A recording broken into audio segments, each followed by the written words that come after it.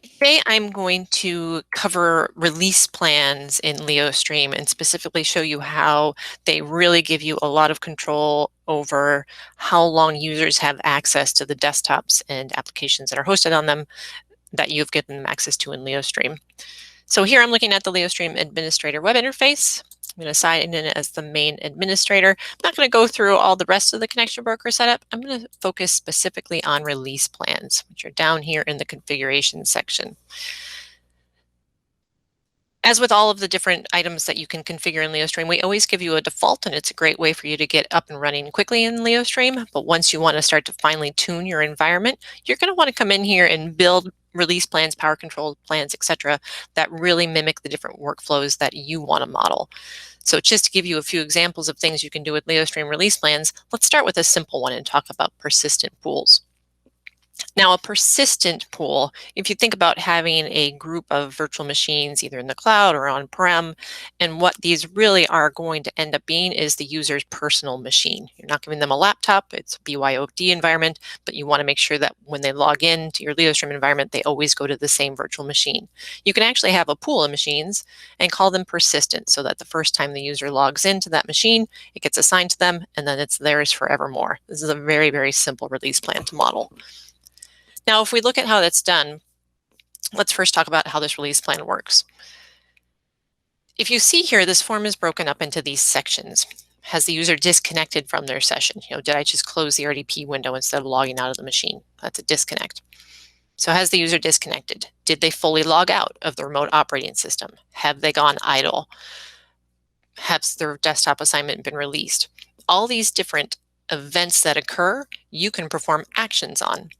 Now, a lot of these events come from the Leostream agent, so it's very important that you install the Leostream agent on the remote desktop.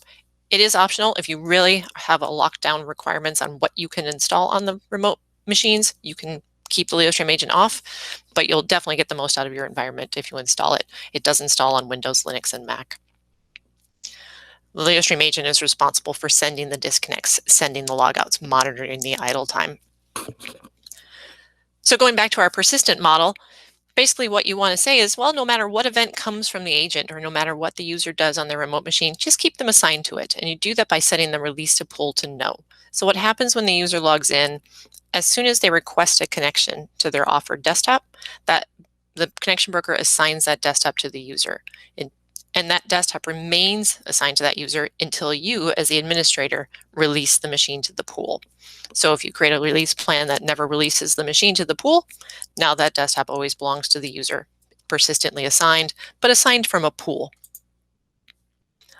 On the flip side of that is this concept of a non-persistent desktop. So here, this kind of release plan is handy if you are actually provisioning machines up in the cloud and you want to make sure that you terminate or delete the machine when the user is done. This is all about helping you save cloud costs by terminating the compute when the user logs out. So if we read through how I've modeled that in this release plan, here I'm saying if the user disconnects, well, again, I closed my RDP session.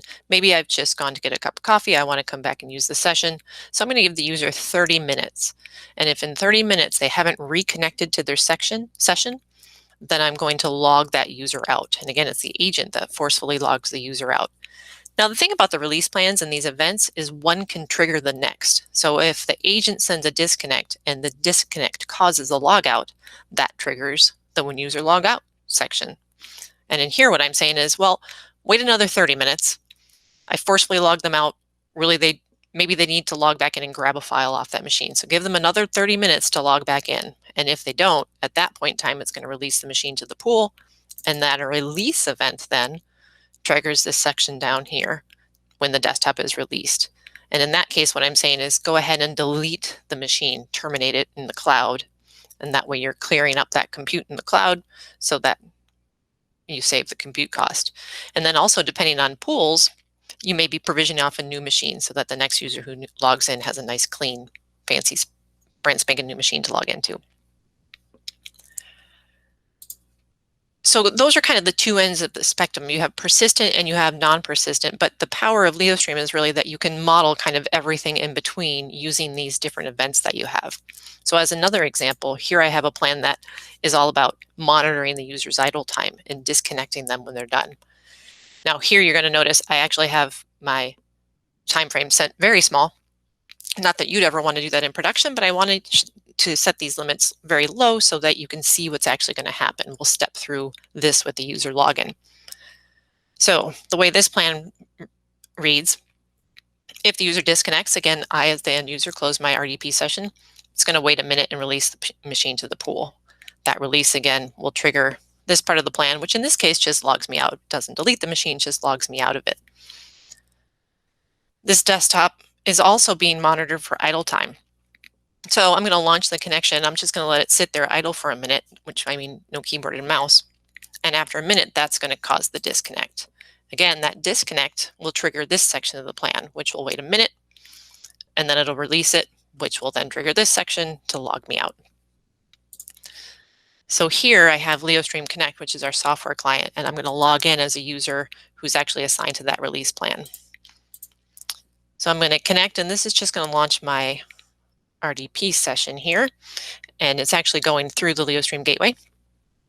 So now I have my RDP session launching here. Let's just minimize that so we can kind of see it going in the background. So there's my RDP session. If I come into the broker and look at what's happening in the log page here, I can see that I was logged in and assigned to the machine. There's the forwarding rule was adding because again, this is going through the gateway.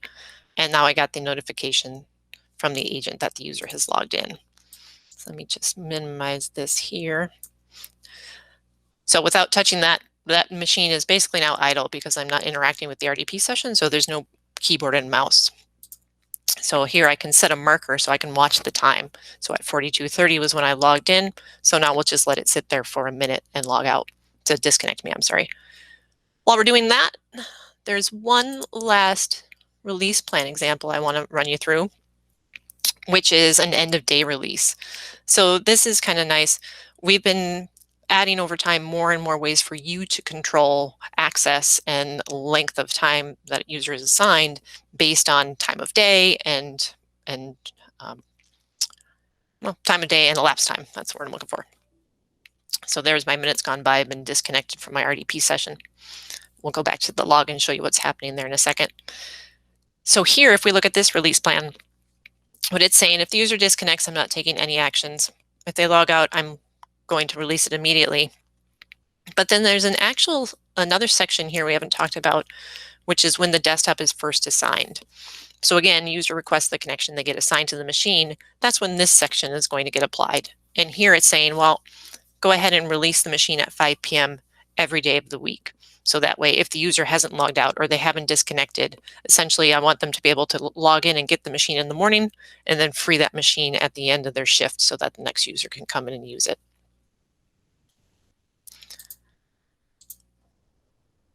Going back here to the logs to look at what happened to our RDP session. So here you see, there's our marker we had put in. The Leostream agent sent notice that I had gone idle. So then the disconnect was requested by the broker, and the agent went ahead and did that, disconnected the machine.